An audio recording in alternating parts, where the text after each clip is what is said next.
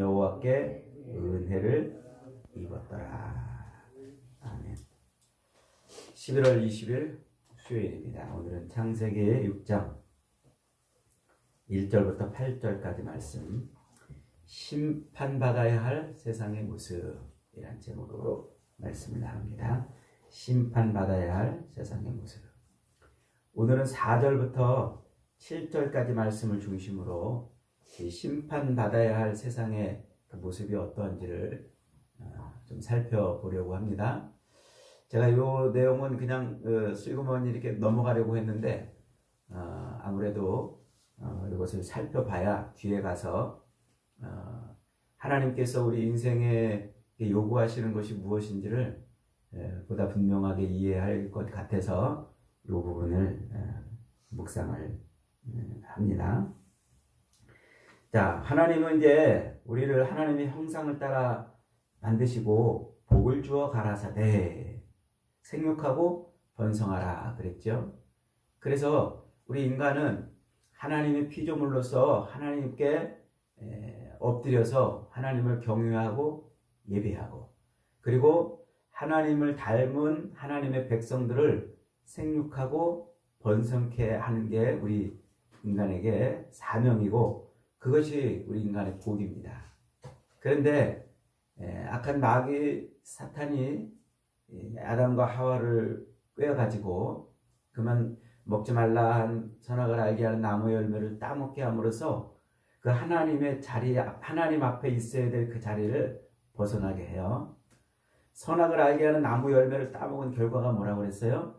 그들의 눈이 밝아져서 선악을 아는 일에 하나님처럼 되었다 그랬다고 그랬죠. 그것은 인간이 하나님의 자리를 꿰차고 앉아서 자기가 하나님처럼 그렇게 행동했다는 말이에요. 그러니까 하나님은 세상 모든 만물을 지으시고 그 모든 만물이 하나님이 지으신 그 자리에서 하나님이 지으신 그 목적대로 존재하도록 하는 것, 그것이 하나님 보시기에 가장 아름다운 모습이고 그게 가장 선한 모습인데, 인간이 그 하나님의 자리에 꿰차가지고 앉아서 자기가 마치 하나님인 것처럼 세상의 모든 피조물들, 다른 사람들과의 관계에서 자기중심적으로 내가 바라고 원하는 모습대로 다른 것들이 존재해 있어야 좋은 것으로 이렇게 여겼단 말이에요. 얼마나 타락이고 교만이겠습니까? 하나님의 명령을 어긴 그 죄로 인해서 그래서 인간은 이제 타락의 삶을 살게 돼요. 그 타락의 삶의 양상을 이제 오늘 우리가 살펴보려고 그러는 겁니다. 1절에 보니까 사람이 땅 위에 번성하기 시작할 때에 그러면서 하나님의 아들들과 사람의 딸들이 결혼해가지고 자기들이 좋아하는 대로 모든 여자를 아내로 삼았다 그랬죠. 그러니까 생육하고 번성하는 하나님의 백성을 창조해내는 요 결혼과 가정이라는 수단마저도 그들은 뭐 했다는 거예요? 이 타락한 백성들은 뭐 했다는 거예요? 자기 탐욕과 욕망을 채우는 수단으로 전락을 시켰다는 거예요. 그래서 항상 자기중심적이에요. 나에게 잘해주면은 좋은 거고 선한 거고, 나에게 못해주면은 악한 것이고, 그러면 그 악을 내가 내 힘으로 정복하고 내 힘으로 눌러서 내가 바라고 원하는 대로 만들어내고야 마는 그런 삶의 자리에 서 있는 거예요. 얼마나 인간이 패역해졌습니까? 그렇게 패역한 인간의 그 모습을 이제 오늘 4절부터 7절은 이렇게 표현을 하고 있습니다. 다시 한번 읽어봅니다. 4절 시작. 당시에 땅에는 네피림이 있었고 그 후에도 하나님의 아들들이 사람의 딸들에게 들어와 자식을 낳았으니 그들은 용사라 고대에 명성이 있는 사람들이더라. 그러니까 하나님의 아들들과 사람의 딸들, 이 다 타락한 가인의 후예들이라고 그랬어요. 하나님의 아들들이라고 표현하고 있는 이유는 하나님의 자리를 꿰차고 앉아서 자신이 마치 하나님인 것처럼 그렇게 행동하며 사는 사람들을 지칭하는 말이라고 그랬어요. 이 사람의 딸들이라는 말은 이제 이 감각적으로 눈에 보이는 어떤 좋은 것들을 통해서 힘과 권력을 또 쟁취하고 얻어서 역시 자기 탐욕과 욕망을 채우려고 하는 그 인간의 모습을 보여주는 거라고 그랬죠. 이제 그들이 모여가지고 결혼해서 만들어낸 게 뭡니까? 그들이 용사를 낳았고 고대에 명성 있는 사람들을 낳았다, 이렇게 이제 말을 하고 있어요. 그래서 이 용사들을 낳았고 고대에 명성 있는 사람들을 낳았는데 그들 속에 또 누가 있냐면 네피림이 있다, 그렇게 지금 말하고 있습니다. 그래서 하나님께서 그 사람의 죄악이 세상에 가득함과 그 마음에 생각하는 모든 계획이 항상 악할 뿐임을 보시고 그들을 어떻게 하셔요? 그들을 지으신 것을 한탄하시고 쓸어버리기로 작정하셨다, 그렇게 지금 말하고 있어요. 하나님이 한탄하셨다, 이 말은 하나님이 전지전능하시고 변개치 아니하시는 하나님이 마음을 바꿨다, 뭐 이런 의미가 아니고 이게 이제 인간적인 표현이에요. 하나님의 그 인격적인 모습을 표현하려고 하는 그런 언어죠. 그래서 하나님이 그 마음이 헷가닥 바뀌었다는 게 아니고 하나님이 정말 안타까워했다는 말이에요. 인간의 그 타락됨, 인간의 그 패역함을 너무나 안타까워 여겼다는 것이죠. 그래서 이제 그들을 결국은 심판하시기로 작정을 하는데 그들의 생각이 항상 뭐였다고요? 악했다고요. 그들의 생각이 항상 악했고 또 모든 계획이 그 하는 그 모든 것이 다 죄악밖에 없다. 그래서 하나님이 이제 그들을 쓸어버리기로 이렇게 작정을 하셨다는 겁니다. 자, 그래서 그렇게 모든 사람들의 생각이 악하고 또 계획하는 것이 모든 것이 다 죄밖에 없었던 그 사람들이 어떤 모습이냐? 그게 이제 네피림과 용사와 명성을 드러내는 사람들의 모습으로 나타났다는 거예요. 이 네피림에 대해서는 알려진 바가 없어요. 네피림 그냥 거인이다, 이렇게 우리가 추측을 하는데 이제 요 네피림이라는 단어가 어디 한번 또 나오냐면 저 민수기 13장에 한번 등장하는데 이스라엘 백성들이 가나안 땅에 정탐 갔다가 돌아와가지고 보고하잖아요. 그 12명의 보고자들이 이제 보고하는데 그때 뭐라고 보고하냐면 그 땅 거주민은 강하고 성읍은 견고하고 매우 클 뿐 아니라 거기서 아낙 자손을 보았으며 거기서 네피림 후손인 아낙 자손의 거인들을 보았나니 우리는 스스로 보기에도 메뚜기 같으니 그들이 보기에도 그와 같았을 것이니라 그랬어요. 거기 살고 있는 그 네피림 후손 아낙 자손들은 어떤 삶을 살고 있었냐면 아주 강하고 또 견고한, 크고 견고한 성읍을 쌓고 살았다, 이렇게 이제 표현을 해요. 그래서 이제 그 표현을 우리가 빌려다가 이 네피림은 아주 거대하고 등치가 큰 그런 사람들인데 아주 강한 그리고 큰 성읍을 세우고 있던 그런 문화를 가지고 있던 사람들이구나, 이렇게 이제 추정을 할 뿐입니다.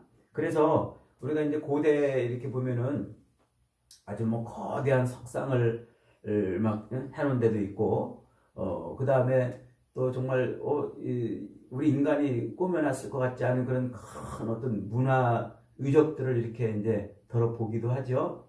이게 이제 요 네피림 후손들이 세웠을 것이라고 이제 이렇게 봐요.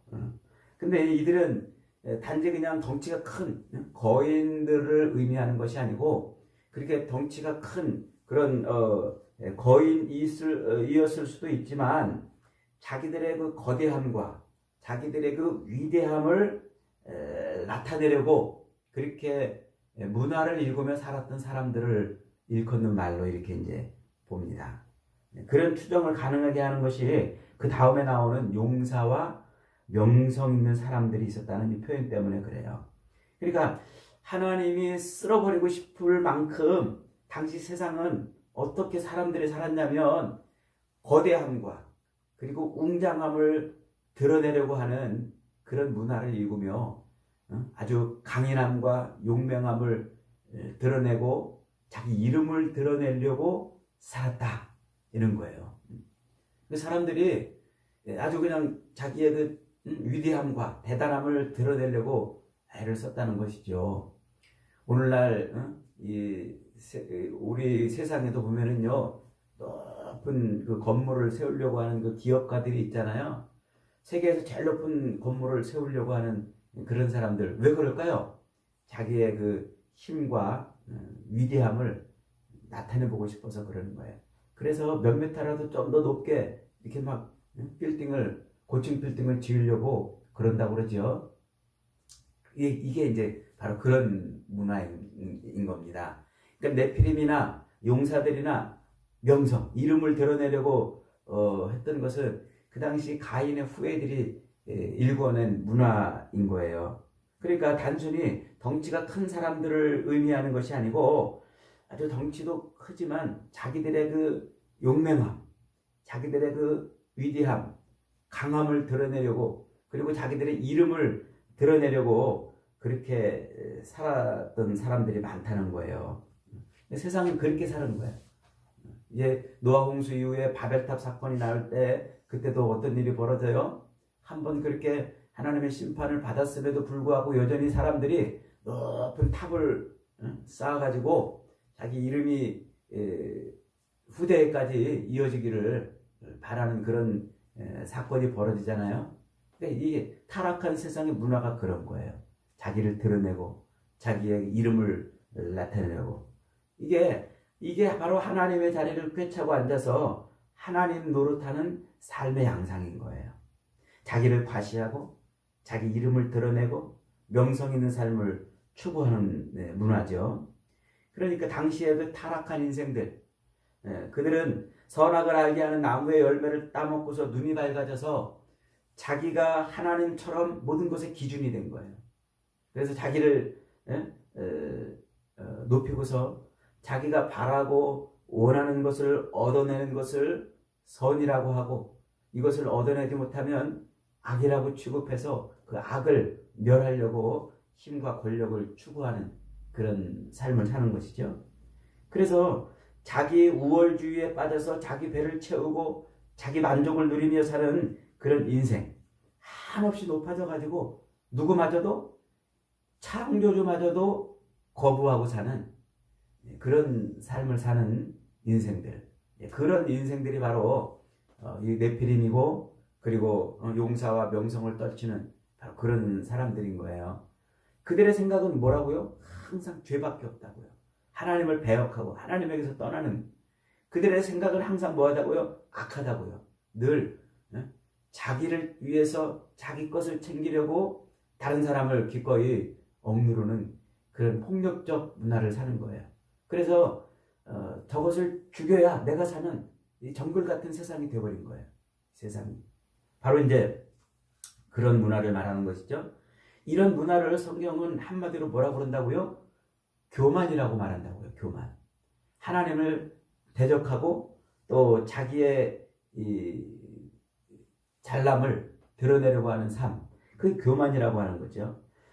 에스겔 선지자는 바로 이 교만이 인간의 타락한 삶에 바닥에 깔려있다 이렇게 말해요. 그래서 에스겔서 28장 17절에 내 아름다움으로 말미암아 네 마음이 교만하였으며 내 영광으로 말미암아 네 지혜를 더럽혔도다. 내가 너를 땅에 던져 왕들 앞에서 그들이 너를 구경하게 하였도다. 근데 이 교만이 그들의 삶의 바닥에 깔려 있어요. 이사야 선지자는 그런 교만에 대해서 하나님이 반드시 뭐 하실 것을, 심판하실 것을 말씀하고 있어요. 이사야 2장 11절에 그날에 눈이 높은 사람은 낮아지고 교만한 자는 굴복될 것이며 여호와께서 홀로 높임을 받으시리라. 대군의 여호와의 날이 모든 교만한 자와 거만한 자와 자기만 높이는 자에게 이 말이니 그들이 끝내 낮아지리라. 하나님은 교만을 그냥 두고 보지 않으시는 거예요. 하나님을 대적하고 자기의 그 우월함을 드러내려고 하는 그런 삶, 그것이 바로 교만한 삶이라고 그러죠. 그러니까 이 노아 홍수 심판으로 세상을 쓸어버리고 싶으셨던 하나님의 눈에는 세상 사람들이 그렇게 선악을 알게 하는 나무의 열매를 따먹은 이후에 그런 삶을 지금 살고 있는 겁니다. 근데 여러분, 이게 어디 노아의 시대만의 모습입니까? 오늘 이 시대에도 지금 그래요. 오늘 이 시대에도 자기가 삶의 중심이 돼가지고 자기를 위해 살잖아요. 그래서 자기를 더 높이고 자기를 더 드러내려고 하는 그런 삶을 살아요. 좀 더 높아지고 좀 더 커지고 좀 더 많이 갖고 좀 더 화려해지고 좀 더 멋있는 인생을 살려고 그러잖아요. 그래서 점점점 성공하고 또 부유해지는 그런 삶을 추구한단 말이죠. 안타깝게도 오늘날 한국교회가 예배 시간에 강단에서 설교를 할 때 그런 인간의 욕망을 부추기고 욕망을 더 이렇게 막 추구하게 하는 그런 설교를 많이 하고 있어요. 하나님 앞에 낮아지도록 엎드리도록 그렇게 설교하는 게 아니라 성공하고 부유해지는 것이 하나님께 영광을 돌리는 것인 것냥 그렇게 설교를 하는 그런 안타까운 일이 오늘날 이 교회 강단에서도 많이 벌어지고 있단 말이에요. 미국의 조엘 오스틴이라는 긍정의 힘이라는 책으로 우리에게도 잘 알려져 있는 그분은 그렇게 그냥 사람들에게 설교를 할 때 그렇게 그래서 가난한 건 죄라고 말해요. 연약한 것은 하나님에 대한 믿음이 없기 때문에 그런 것이라고 해요. 질병을 앓는 이유는 그가 하나님의 은혜를 받지 못했기 때문에 그렇다라고 이렇게까지 설교를 해요. 그래서 자기 이 땅에서 성공하고 부자가 되고 이렇게 돼야 그것이 하나님을 믿는 믿음을 증명하는 것이라고 이렇게까지 설교를 한단 말이에요. 또 얼마나 기가 막혀요. 그런 설교를 아무 비판 없이 또 한국교회 많은 목회자들이 또 설교를 하고 말이죠. 예수님이 성전에 들어가서 이제 제사하는 제물의 상을 뒤집어 엎고 그다음에 비둘기 파는 자들의 상을 뒤집어 엎고 환전상들의 상을 뒤집어 엎자 대제사장들과 서기관들 바리새인들이 와가지고 네가 도대체 무슨 권세로 일하느냐? 우리가 이런 권세를 이들에게 주었는데 네가 이렇게 하는 이유가 뭐냐? 하면서 예수님께 달려들죠. 그러면서 예수님을 죽이려고 한단 말이에요. 여러분 생각해 보세요. 예수님이 누구세요? 예수님은 하나님이시잖아요. 이 땅에 육신을 입고 우리를 구원하기 위해서 오신 하나님 아니십니까? 세상의 모든 나라와 모든 사람들의 그 권세를 쥐고 있는 바로 그런 분입니다. 그런데 정말 벌레만도 못하고 하룻강아지만도 못한 그런 우리 인간들이 예수님에게 당신이 도대체 무슨 권세를 이루느냐고 예수님께 시비를 걸고 있어요. 왜 그렇다고요? 교만해서 그렇다고 성경은 말하고 있지 않습니까? 그러니까 이 교만병에 걸린 사람들은 하나님의 말씀을 도전하고 그 말씀을 거치는 돌로 여긴단 말이죠. 그런 교만은 결국 하나님의 것을 도둑질하지 않습니까? 그래서 어리석은 농부의 이야기가 바로 그거예요. 어떤 주인이 농부들에게 포도원을 맡기고 타국으로 여행을 갔더니 이 농부들이 어떻게 했다고요? 야, 이제 이 포도원은 우리 거다. 주인이 종들을 보냈더니 그 종들을 때려 죽이고 이 포도원을 꿀꺽 하려고 그럽니다. 그러자 주인이 안 되겠구나, 내가 내 아들을 보내야지 하고 아들을 보냈더니 어떻게 했다고요? 그들이 야, 이 아들은 주인의 이 포도원을 상속받을 상속자니까 저것만 죽이면 이거 진짜 우리 거 된다. 그래서 아들을 죽이는 일까지 벌였다고 그러지 않습니까? 그러니까 교만병에 걸린 인간의 단면적인 모습이 그거예요. 하나님을 죽여서라도 내 것을 챙기려고 하는 그런 모습을 보여주고 있는 것이죠. 오늘날 우리 성도들의 모습이 바로 이런 모습이 아니겠습니까?